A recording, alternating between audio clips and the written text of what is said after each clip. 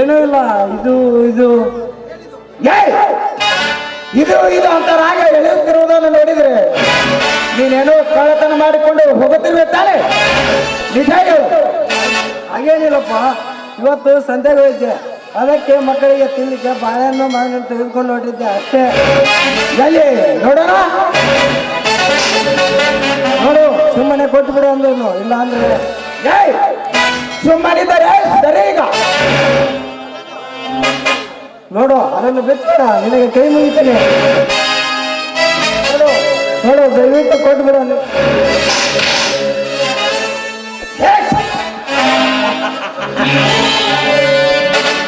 ಕಾಲಿಗೆ ಬಿದ್ದು ಬೇಡಿಕೊಂಡರು ಬಿಡೋಣಲ್ಲ ಈ ಗಜೇಂದ್ರ.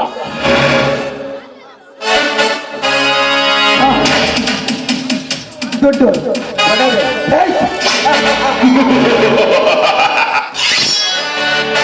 ನನಗೆ ಮೊದಲೇ ಗೊತ್ತಿತ್ತು ಈ ಗಂಟಿನಲ್ಲಿ ಏನೋ ಇದೆ ಅಂತ. ಕೇಳಿದೆ ತಾನೆ? ನಿಜ ಹೇಳು, ಯಾವ ಮನೆಯಲ್ಲಿ ಕಳ್ಳತನ ಮಾಡಿಕೊಂಡು ಓಡಿ ಹೋಗುತ್ತಿರುವೆ? ಇದು ಕಳು ಮಾಡ್ಕೊಂಡು ಹೋಗ್ತಿರೋ ದುಡ್ಡು ಹೊಡೆ ಅಲ್ಲಪ್ಪ, ಬೇರೆಯವ್ರ ಕಡೆಯಿಂದ ಸಾಲ ತಗೊಂಡು ಹೊಡಿಲಿರೋ ದುಡ್ಡು ಹೊಡಿವೆ. ನನ್ನ ದುಡ್ಡು ನನ್ನ ಹೊಡೆಯ ಕೊಟ್ಟು ಬಿಡಪ್ಪ, ನಿನಗೆ ಪುಣ್ಯ ಬರ್ತದೆ.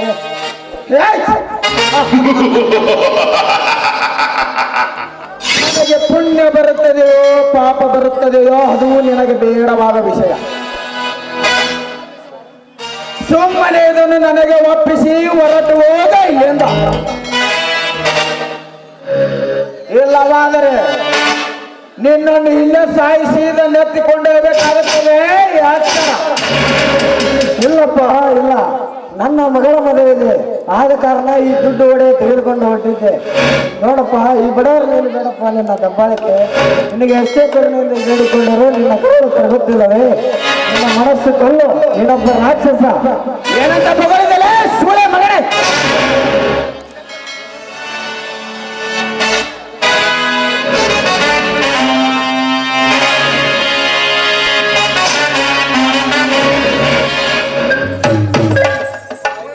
ಬಾಯಿ ಮುಚ್ಚಲೇ ಕಟ್ಟೆ ಮಗನೇ, ನೀನ ಬನ್ನಿ ಅಂದಿ ನನ್ನ ಮಗನೇ. ನಿಂಬಂತವರಿಗೆಲ್ಲ ವಿಷಕಂಠ, ಬಡವರಿಗೆಲ್ಲ ನೀಲಕಂಠ. ಎಲ್ಲಿ ಅನ್ಯಾಯ ನಡೆಯುತ್ತೋ ಅಲ್ಲಿ ವಿಷಕಂಠ ಇರುತ್ತಾನೆ, ಎಲ್ಲಿ ನ್ಯಾಯ ಬೇಕಾಗಿರುತ್ತದೆಯೋ ಅಲ್ಲಿ ಈ ನೀಲಕಂಠ ಇರುತ್ತಾನೆ. ಕಂಠ ಕಂಠ ಲೇ ನೀಲಕಂಠ, ನೀನೇ ಕೈಲಿಗೆ ಬಂದಿದೆ ಬಾಂಡೆ ನನ್ನ ಮಗನೇ. ಬಾಯ್ ಮುಚ್ಚು ಕತ್ತೆ ಮಗನೇ.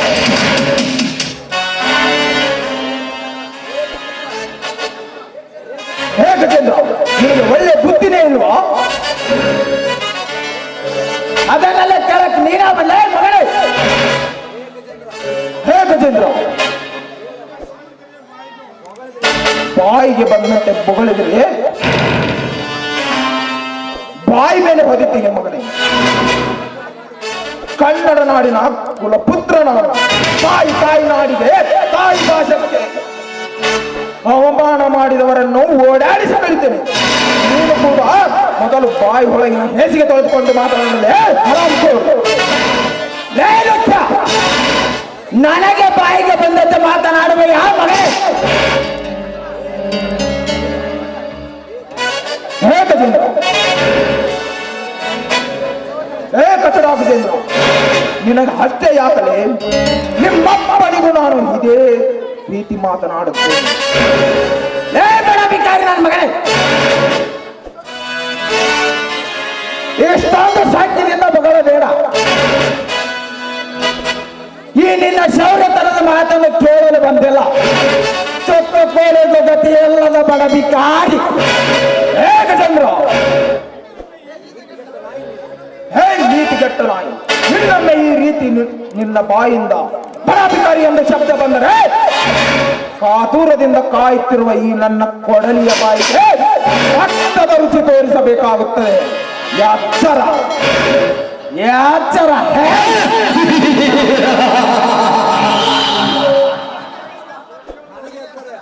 ನನಗೆ ಎಚ್ಚರ ಹೇಳುವ ಲೇಲುಚ್ಚ. ಮೊದಲು ನಿನ್ನ ಘನತೆಯ ಬಗ್ಗೆ ಎಚ್ಚರಿಸಿಕೊ. ಆಮೇಲೆ ಇನ್ನೊಬ್ಬರಿಗೆ ನಿನ್ನ ನೀತಿ ಪಾಠನ ಹೇಳುವಂತೆ.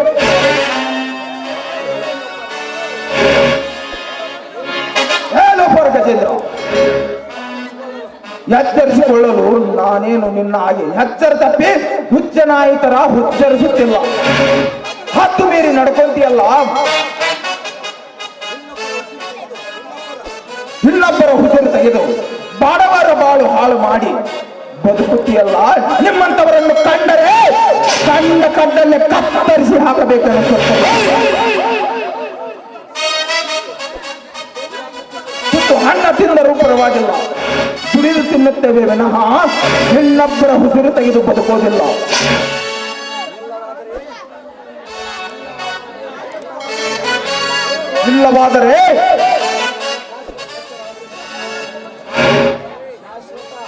ಇಲ್ಲವಾದರೆ ಶಾಶ್ವತವಾಗಿ ಈ ಮಣ್ಣಲ್ಲೇ ಮುಚ್ಚಿ ಹಾಕಿಬಿಡಬೇಕು. ಹಣೆ ಬರಹ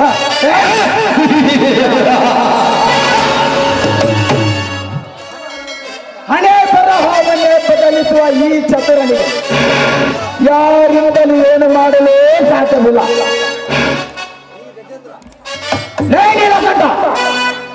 ಈ ಗಜೇಂದ್ರ ನಿನ್ನ ಬೆದರಿಕೆಗೆ ಎದುರು ಹೋಗಲಾರನು.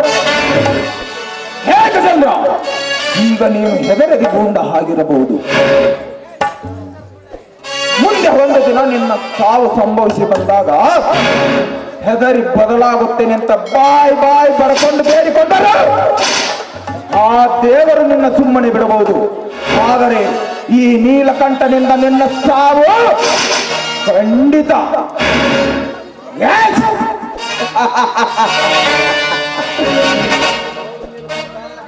ನೋಡು ನೀಲಕಂಠ, ಸಾವು ಬಂದರು ಹಂಚುವವನು ನಾನಲ್ಲ.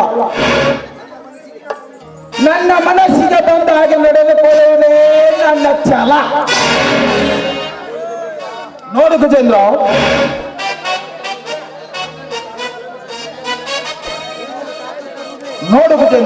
ನಿನ್ನಲ್ಲಿ ತಾಕತ್ತು ಅನ್ನೋದಿದ್ದರೆ ಬಾ ಮುಂದಕ್ಕೆ. ನಿನ್ನ ಜೀವ ಕೈಯಲ್ಲ ಅಂತ ಅಂದ್ರೆ ಪ್ರತಿನಿತ್ಯ ಕೈಗೆ ಬಳೆ ತೊಟ್ಟುಕೊಂಡು ತಿರುಗಾಡಬಹುದು. ಬಾ ಮುಂದಕ್ಕೆ. ಈ ಚದುರಂಗದ ಆಟದಲ್ಲಿ ನಾನಾ ಎಂದು ಮುಂದೊಂದು ದಿನ ತಿಳಿಯಲಿ. ಬರ್ತೀನಿ ನೀಲಕಂಠ. ಇನ್ನೊಂದು ಮಾತು ನೀಲಕಂಠ, ಇಷ್ಟಕ್ಕೆ ಹೆದರಿಕೊಂಡು ಹೋಗ್ತೀನಂತ ತಿಳಿಯಬೇಡ. ಒಂದು ಹಾಕಿ ಸಂಚು ಮಾಡಿ ಒಂದಕ್ಕೆ 10 ಪಟ್ಟು ಸೇಡನ್ನು ತೀರಿಸಿಕೊಳ್ಳುತ್ತೇವೆ. ಬರ್ತೀನಿ Neelakantha. I meet you next time.